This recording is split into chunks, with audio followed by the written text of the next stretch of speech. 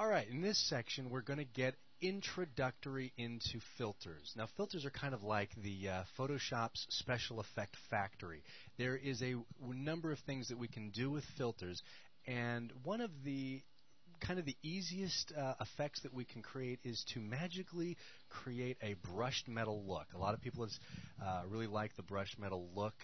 It's great for some of you guys out there, especially the 3D animators or texture artists that might need to texture one of your 3D models and you need a brushed metal look. So I'm going to kind of walk you through on how to create that. We're going to go to the File, create a new image, and I'm simply going to use the default Photoshop size, which is 7 inches by 5 inches at a resolution of 72, keeping it with the RGB theme we've got going on. And I'm going to go ahead for now and leave the contents as white. So when I click OK to that, I'm presented with this image plane. What I want to do is fill this with about, what do you think, 25 or 50% gray there, Gump? I'm going to say probably about 25. Okay, 25% gray. As you can see over in the swatches here, if I hold my cursor over the swatch long enough, I can actually get a number, a percentage of what kind of gray, from all the way white to all the way black and everywhere in between. So I'm going to go ahead and look for the 25% gray, sample that, and then use my paint bucket to fill in with 25% gray. Cool? From here, we need something that we can create that brushed metal look. So we're going to venture into the filters menu here, and you can see that we have lots of different types of filters. For the artistic, lots of different things that we can do for blurring, creating brush strokes, distorting pixels. I'm going to go straight to the noise. What I want to do... I like noise. The noisier the better, The noisier the better. If it's too loud, you're too old. So crank it up and add the noise. It's So, like an old Ozzy concert. Rock and If it's roll. too loud, you're too old. So what I've got is my Add Noise dialog box here. And what I have here is it's actually just creating a bit of noise. Random pixels inside my image is all it's doing. And I can increase or decrease the amount of noise. And I kind of like this around 50%. So I'm going to change this to about 50% noise here. And you can see the distribution is set to uniform and monochromatic. If I take off the monochromatic for a second just to see what you get, you can see that it's generating random red, green, and blue pixels. Okay, so that's not exactly the effect we want for brushed metal, so I'm going to change this back to monochromatic. It is creating a uniform pattern here. If I changed it to Gaussian, we get just a little bit more of a clumping of some of those pixels. I'm going to leave it on uniform so that things don't get too jumbled up for us, and at 50%, I'm going to say OK. This is going to be the basis for our metal. But we need streaks, right? Brushed metal is... Have you guys ever seen those posters that you stare at, and they're black and white like that, and if you look at them all cross-eyed, they come up with something? Yeah, Gump's face is hidden inside here, so stare look real carefully. Really hard. I think I see Ducky. I'm going to go back up to the filter, and in this time, I'm going to come down to the blur section. And in other tutorials, we've kind of seen the Gaussian blur, or other sections, we've seen the Gaussian blur. I'm going to skip that and go straight to the motion blur. This creates a sweeping effect or motion across, like wind has just blown all those pixels.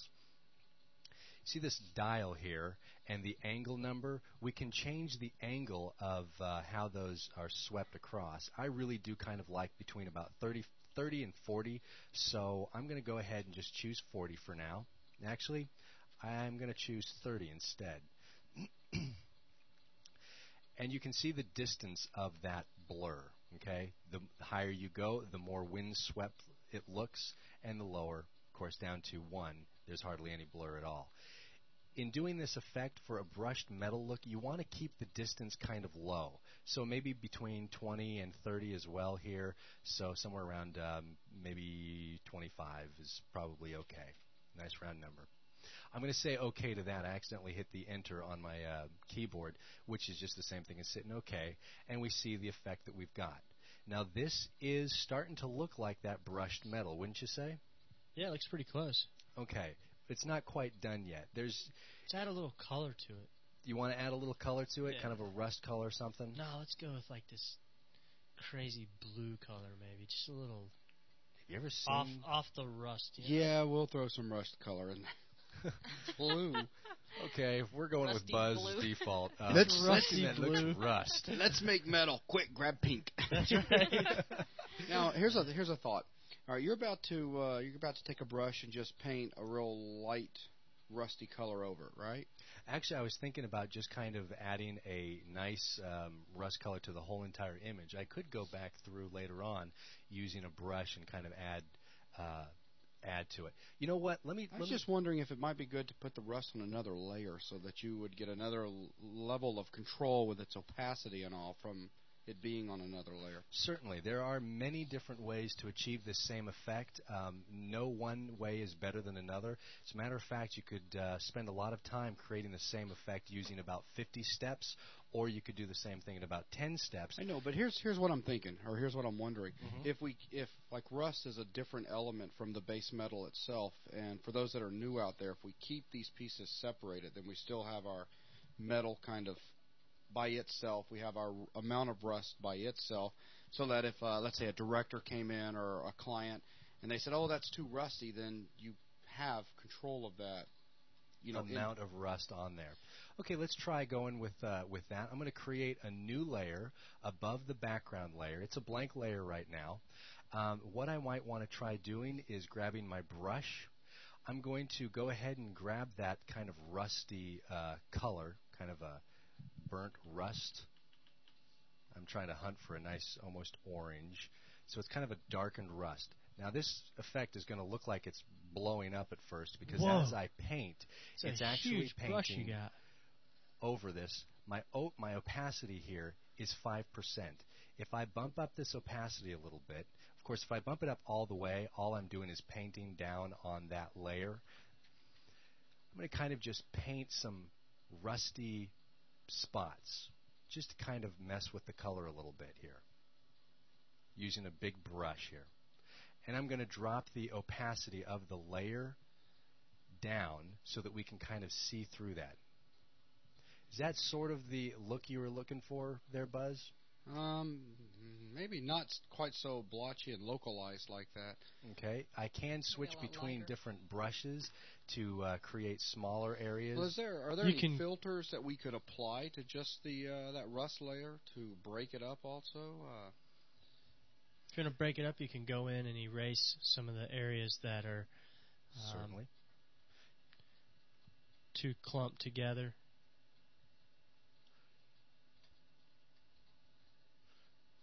I'm not exactly sure what you're looking for, but we can create that rusted effect above there. Just kind of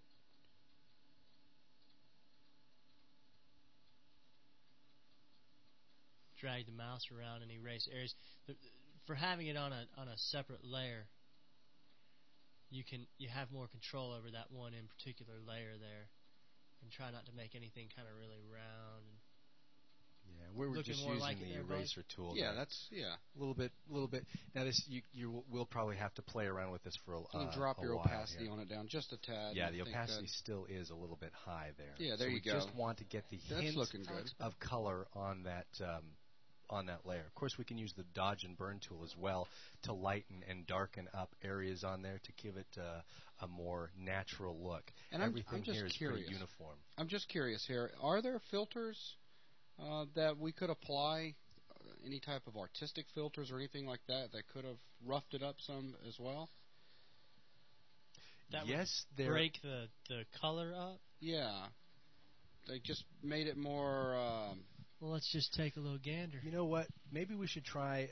I think if we just used like a cloud, we could rough up that a little bit more and kind of create some splotchy areas that might That's true. appease our The cloud would instructor look here. really yeah, the good. cloud's a Let me cool go idea. ahead. We've tried this with the brush. Well, and- do this.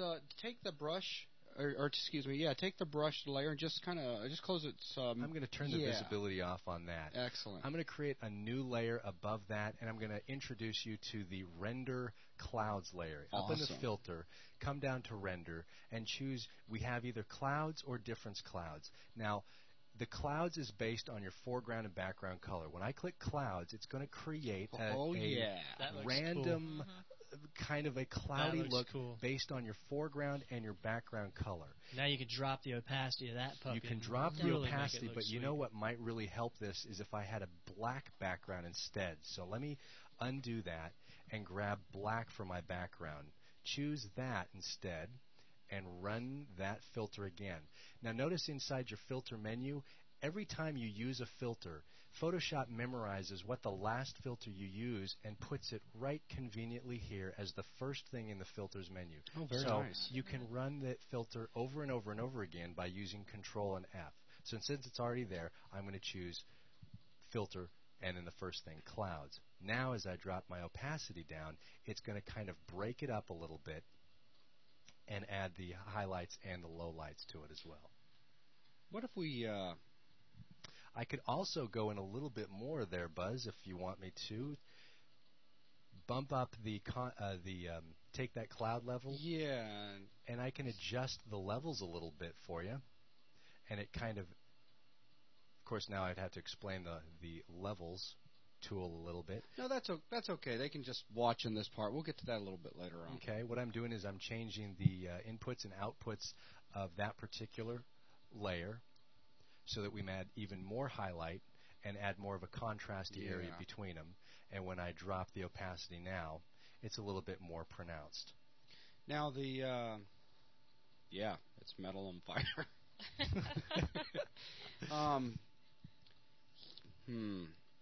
Drop that. How far down is that opacity now? It's at 30% yeah, right drop now. that on down. Just kind of make it look lightly yeah, in there. There we go. There you go. About 10% to 20%. Okay, I can certainly live with that. You know, we could probably spruce up this image by adding some light to it. Okay. Okay. This next filter that I'm going to show you is rather large, but I'm going to go ahead. Back in the render area too, right? It's back in the render area, the same place you would find clouds and different clouds.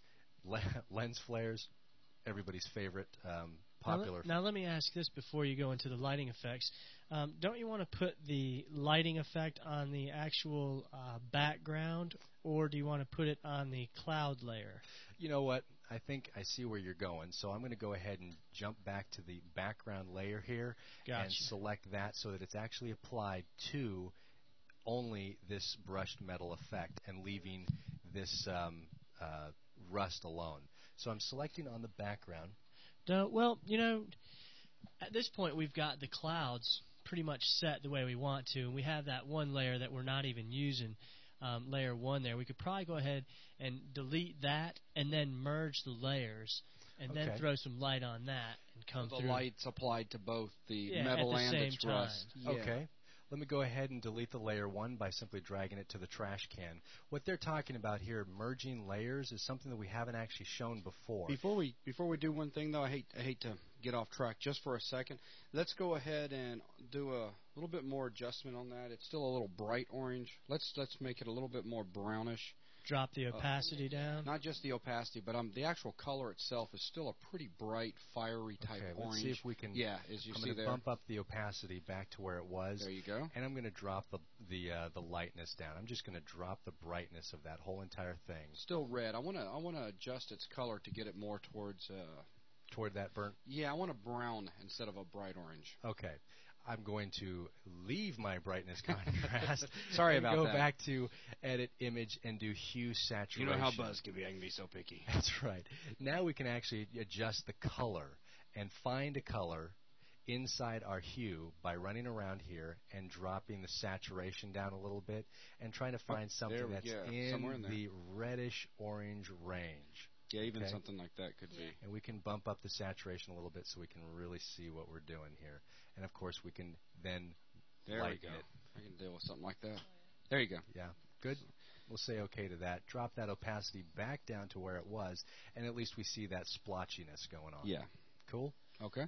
Now let's do the merge of those layers. So you're talking about merging layers. What do we mean when we... It kind of combines what's on each individual layer into more or less a flattened package. If you think about layers being those clear sheets of Transparency paper? Yeah, the little transparency paper. If you can think about those as stacked sheets of paper and then just kind of melting them down into one, it all becomes kind of one image. I got you. We're going to take layer 2 and merge it with the background layer so that both of these become one. What's the opacity at on that one? Sorry. 31% right now. Take it down to about 22 or so.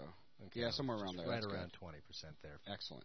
Okay, Buzz is happy, I'm happy. Because when Buzz ain't happy, ain't nobody happy. Sorry. So I'm going to click on this. Get that image See what done, we have to Kelly live Romero. with. Okay, inside the options for the layers, we have merge down, merge visible, and flatten image. I'm going to choose merge down. And when it says merge down, it literally means from the layer that's selected down to the next layer below it. So choosing merge down will combine both of those layers into one background layer. Awesome. So just to clarify one thing, though, if you had 3 other layers underneath where that background layer was, it would only merge down to the layer that's underneath it. It wouldn't merge all 4 of those layers, just the one directly underneath it. You got it. It simply takes the one that's selected and merges it with the one right underneath it.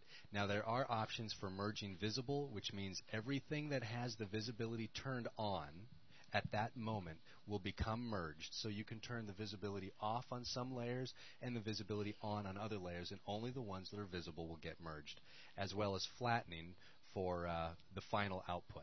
Gotcha. All right, so next thing we're going to do is...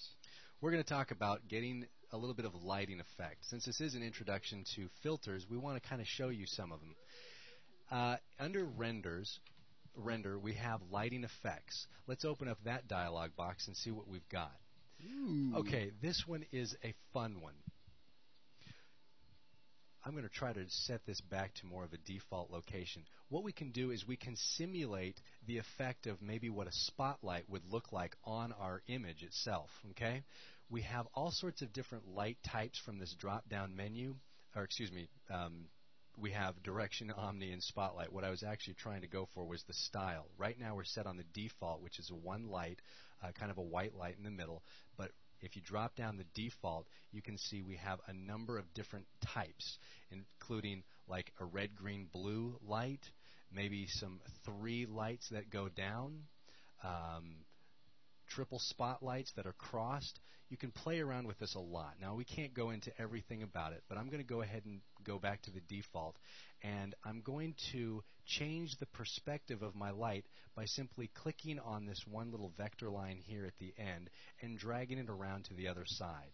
As I move my vector in a little bit, the light gets more intense, and I can change that focal length of the spotlight. Okay? As I drag back out, it goes away a little bit, and bring it back in, kind of to get an intense area. If you notice down there at the bottom area, you see a little trash can. It's where you can also drag those lights and pretty much just throw them away. If you need to add a new light, you can click on the little light bulb there and add a new light to the scene. Right. And you can see you have lots of options for the intensity, to drop the intensity of the light that's actually going to be affecting our image, adding more to it. You can change your focal length. You can even change things between matte and shiny to create a more metallic type surface or a more plastic surface. You can underexposure, make things underexposed or overexposed. And there's just a ton of things to do in here. Texture channels, which we're not going to get into right now. But just to kind of give you an introduction. What's the shiny do for us? The shiny, let's bump up the shiny. He really is. New. He's going to lead us down the wrong path. We're going to go ahead and bump up the shiny all the way, just because Buzz wants to see it. We'll see what happens. Anything else we want to Buzz is happy. goof with there, Buzz? I think he's going to see that word metallic here in a second and go for that, too. I've anticipated you. There it is, all the way, 100%, 100%. Okay. All right. Do we want to go ahead and widen the light up just a little bit more? Add more of a light to it there. Yeah. Okay. Yeah, and doing this, there you go. We just got to be careful with that intensity. That's gonna kind of overdrive or give us a little bit. There we go, a little bit. Gives us a little hot a spot up bloom there at the top. But when I hit OK, it might take a second, but you'll see a light swash across your background layer. Okay, simulating a light. Very I nice. might add that rust layer. Looks mighty good. It was a trick and a half to get that rust layer, but it's looking it nice does now. look very nice. Okay. All right, what else can we do to this to make it a little bit more broken up, a little bit more realistic? Well, this brushed metal, let's give it some scratches. Brush metal always With it have being to have rusty, scratches. I'm assuming that it's old, so I'd say But I guess definitely needs scratches. In talking about the scratches, though, as I know you're about to start scratching it, the direction of the light plays a really important part. Just thought I'd throw that out there. Exactly. If I'm going to create anything with a shadow, I've got to remember where my light source is originating from. That way I don't accidentally put the shadow going the wrong direction and mess up my illusion of a shadow and a light source. I think that's going to come into play here pretty soon, and that's why he's warning me. Let me go ahead and start trying to add some scratches with this. The two tools I'm going to use for this is the Dodge and Burn tool. It's fantastic for adding some scratches. The Dodge tool will highlight an area while the Burn tool darkens an area, so I'm going to start with some highlights here. What I want to do is make sure that I've got a really small brush. Now, because it's such a small brush and we're going to be dealing with such a small area, I'm going to go ahead and zoom in a couple times and use this Dodge tool to kind of add some streaks. I'm going to bump the opacity up a little bit so that I can see kind of the streaky area. Okay, it's a very small brush, so you might have to work with this a little bit, and over time you can create some really cool streaks or scratches effects. But you try not to go completely with the grain. Try to break it up a little bit to make more of a natural look here. Okay. When you've created, I was just going to, Gump's over there just kind of looking kind of excited. Hey, Gump loves to do scratches. you know what? I'm going to hand this over to Gump because Gump has been I'm spent scratching. the last hour doing scratches, and you know what? He has gotten quite good. So I'm going to stand up and move over and let Gump take the driver's chair. You know, I think they're just picking on me tonight. So You know what? Kelly, I'm going to hold your mic for you. I don't want to hurt your feelings, but I'm going to get rid of your scratches. You may do that. See, man, You I may do can that. read expressions so Here well. they go. Say goodbye to my little scratches. All right. I'm going to hold. You got to Gump's admit, mic. Kelly, I did good there. I just saw Gump had that look on his face like somebody had run over his cat or something, and I was like, I stole his best friend. He is the scratch master. I guess so. Well, they also said I was the scratch master. Oh, not the scratch master, the clone master. And we got into that, and that turned into a disaster. So please bear with me on this. This may turn into a wreck, too.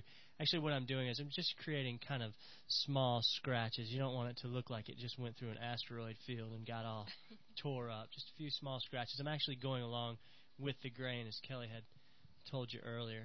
With some slight variations, of course. Yeah, you don't want to make it look too uniform because nothing in reality is actually uniform. You want to break it up as much as possible. In the industry, we call that dirtying an image up or dirtying something up. Break away from uniform. Of course, in the old day of like 3D animation, people really like to see the chrome ball on top of a checkerboard floor or something, and it looked very clean. Now, today, nobody wants to see anything clean. We want to see things really dirty. And so when we do photorealistic images, we want to see something that mimics the real world, break up that uniformity a little bit more. So that's the effect that we're going for. Now I'm going to go for my burn tool. I just switched over to my burn tool here, and I'm actually going to zoom in on an area because I like to work nice and close to my little scratch area. That becomes a little hard to see, but you can still see your scratch area there. And what you're doing right here, this is what's really important, is making sure you understand the direction your light's coming from because that's the side that you want this this burned area to be on. Isn't that right there, That's right. Gumpy? I can hit my space bar here and scroll around the scene and try to find more of my scratch marks. Now, of course, I don't know where I put them, so I'm going to go hunt them down. But as you can see, that really begins to look like a scratch mark. Sure does. It looks like somebody's dented that area in. So let's zoom back in and do some more scratch marks. Now, a few minutes ago, I was playing with this and got really in depth. So if I start having too much fun, you guys just slap you. Be sure to holler. Slap you? Well, you know, you already beat me up with the eye and all that. Oh, that was you sticking your own Excedrin-covered finger into your eye. Not very ingenious, I might add. No, we swallow the aspirin. We don't stick it in our eye. Hey, they said take it. Get it in your body any way you can. Now, this is a good demonstration of how much time is actually involved to create some of these Photoshop images. You're going to spend a lot of time. Of course, we're constrained by time for doing these VTMs, but you aren't. You're constrained only by your own imagination. So the more time you spend, of course, the better your final product's going to be. So Gump is having a wonderful time with these scratches. And I know it's getting a little boring, guys, but like I said, I'd rather make it look nice instead of kind of corny like my... like your associate? Well, like my little clone tool thing turned out. I really feel bad about that. I've been picked on all night about that, so I just want you folks to know that hopefully you did get something out of the clone certainly. tool. And of course, something to think about is the darker that you do this burn, what's that going to do? Well, I'm making 2 passes, as you see. If I were just to make 1, you can really tell the difference between the 1 pass and the 2 pass. Where I've done the 2 passes, it really makes that scratch look a little deeper. Yeah. If I just did the 1 pass, it doesn't really look like a scratch to me. It just kind of looks like somebody ran by with a Sharpie and gave it a little smudge. So that's because one of your eyes is bad. That's right. It's just my left eye. You're not processing the illusion of 3D anymore. So, do you guys want me to throw some text on here as well? Does that look? Yeah, you know what? Since like you're in there, go for metal? it. All right, yeah, go for it. All right. Well, I am going to choose, which Kelly had told you folks about earlier, the horizontal type mask tool. Of course, you can find that in the text area here. There's horizontal type tool, the vertical type tool. I'm going to choose the horizontal type mask tool because I do want my text to go horizontally and not vertically. If you did want it to go vertically, you could choose the vertical tool. This does make a selection, as Kelly's told you previously. And believe it or not, I can spell 3D Buzz. He's doing better than I am. It took him a while, but... Yes, it's a little slow. And be trained. So now we really just have the selection of 3D Buzz. It's not really written text or anything. It's just the mask of 3D Buzz. I'm going to hit Control-J on my keyboard. What's that going to do? It's going to jump it to a new layer. In essence, it creates a new layer of what's inside that particular selection. Certainly. So you look over here. It's cut, copy, and paste, but right. If you look over here to my right, I'll go ahead and rename this layer to the 3D Buzz layer. So now we have 3D Buzz here, and of course if I Control-click on it, you're going to be able to see exactly where the 3D Buzz is at there. I'm going to click off of that, and we're going to add a hue saturation.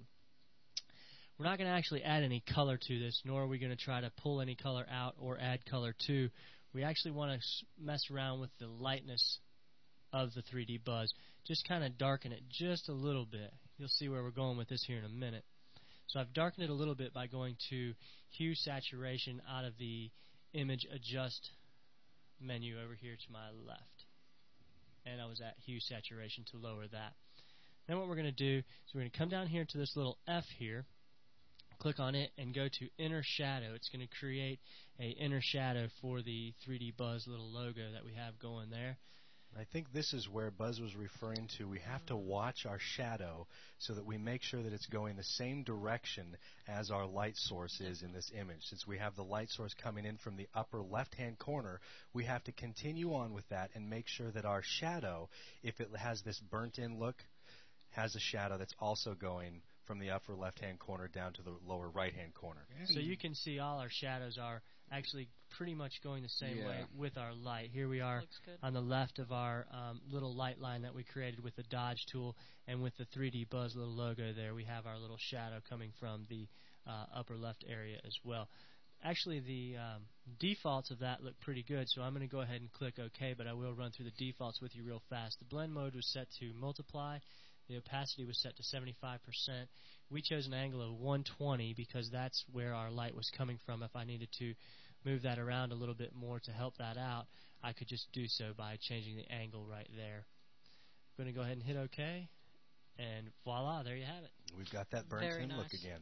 Now, last time, real quick, just to, I guess, Gump, if you want to let or just hang out there. I Did think Kel Master hop in there? Kelly's driving now, folks. So now, Kelly, if we wanted to take this and all right, we've got the little silver metal thing going here. Now, what if we wanted to make it look like, some sort of rather colorized metal or wood? You did a neat little thing earlier where you did some knots in the wood. Okay. Again, a little bit more with filters, maybe messing with the color a little bit. Okay. The same basis, adding the noise and then motion blurring it, is a way that we can create brushed metal, but doing the same steps, we can create a wood grain look as well. Cool. In order to create a wood grain, now this is actually what we did to the background with these this blotchy look. This is going to look really good with wood grain as well. What I can do is I can introduce color into this kind of this gray or black and white by going up to the image, adjust, and once again, we're using hue and saturation. We just can't get enough of it. Well, this time we're actually going to change the colors, though, and not just play with the lights. But now, when you right? start adjusting this, it does depend on what layer. Buzz is motioning me back down to the background layer. I was about to do this to the 3D Buzz layer, but I actually want to make sure that I'm on the background layer. But now, if we wanted to do them to both at the same time, you could link the layers. Well, is actually, that correct? We would have to, if we wanted to do them both at the same time. Remember, we can use an adjustment layer and create it above the first one. We could either apply a hue saturation to individual layers and actually change their pixel values, their colors, or we can create an adjustment layer above the 3D Buzz, and now we keep the layers intact, but yet we can do something like add color to it. Now, of course, we have our hue, saturation, and lightness. We've seen how that works. But over here in the side of this, we have a box that says Colorize. Clicking on this literally takes all the color, strips it out, and now we only can deal with kind of like a duotone color. Okay, but we can change the hue around to kind of a brown, so that we want wood. Maybe bump the saturation a little bit. That looks really cool. Does that look good for wood? Yeah. Doesn't take much. But you can kind of change to more of a red for a deeper, rich wood, and light for a kind of a pine wood. So you've got all sorts of different types of woods which have different type of color. But using that colorize is also a way that you can take a 3D image and turn it into a duotone image and kind of play with the color of it. So I'm going to say OK to that. Now, with that adjustment layer, it would color everything below it. Everything below it. Can you drag that adjustment layer between the 3D Buzz layer and the background layer, and it just affect the background layer? So that we can keep that 3D Buzz, kind of that silver look, right, and only affect the background layer? Right. Sure, we can do that. Click, hold, drag down. Now the 3D Buzz stays that really cool brushed metal look, while the background layer has this new brown. Gumpy? Cool. Were we sleeping during the layers Looks lesson? pretty nice. Was that where I was dealing with my eye? No. That was text. Maybe I was sleeping during the layers lesson there. Now, this is kind of, if you wanted to create a wood grain, we might actually use longer streaks for wood. But if you wanted the wood effect, it's kind of fun. We can throw a knot into our wood. All we need to do is create a round selection area, kind of locate it where we want. Try not to get too perfectly circled. Kind of locate that where we want, and go up to the filter menu again. And this time, come down to the distort. Now, we have all sorts of filters, but we can only show you a few at this time. I'm going to come down to the twirl filter, open that up, and once again, I have to remember which layer I'm on. So I'm going to cancel that, go select my background layer, and try that again. Okay? I'm going to go down to my distort and twirl, now that I'm on the correct layer, and see what I get. The angle here, as if I adjust it, will take from actually twirl the pixels inside that selection area. So at a very low amount, we get little twirl. I'm going to bump that up and look in my preview. It's kind of like a knot on wood. Okay, and I'm going to say OK. So what I get is kind of a little knotty area. Naughty little area that is. And try to create that a couple more times. And remember that twirl was the last filter I used, so I can easily just choose Control F on my keyboard to recreate that look with the same settings in a new place. So there you go. You can do that all over the place. So it doesn't give you, absolute, but it is a good first step. Okay, Gub? Looks pretty cool. I like it. All right, well, I think that pretty much does what we were looking to achieve in this section right here, and that's just basically introduce our viewers out there to filters, just apply a few of the filters, and in this next section now, when you guys start applying a few more of them, everybody should feel comfortable with understanding that basically what you're doing are, different types of effects that are going to affect the pixels, the selection, or the entire level, or layer, with whatever type of filter you're applying. Correct. Okay. So with that does it for this section. Thanks. Yep.